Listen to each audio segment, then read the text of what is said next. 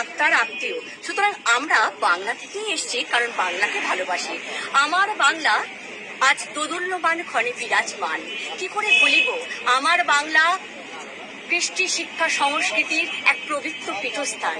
এখানে একই সাথে হৃদয় জুড়ে থাকেন বিশ্বকবি রবীন্দ্রনাথ, কাজী নজরুল ইসলাম। আজও বাতাসে কান পাতলে শোনা যায় নৌসাতের সুরে লতা মঙ্গেশকরের গান। আচ্ছা বলুন তো আপনারা, বাংলার মাটিতে আপনি ইস্ট বেঙ্গল না মোহনবাগান? হৃদয় শুনতে চাই আমরা এই পবিত্র মাতৃভূমির গর্বিত সন্তান। তাই আমরা কলকাতা থেকে আসি, নেপাল থেকে আসি, ভুটান থেকে আসি, যে যেখান থেকেই আসি, আমি শিল্পী সর্বাণী চ্যাটার্জি, অভিনেত্রী, বাচিক শিল্পী, সঞ্চালিকা, এবং আজকের অনুষ্ঠানের সঞ্চালিকা আমার সাথে সঞ্চালকও আছেন।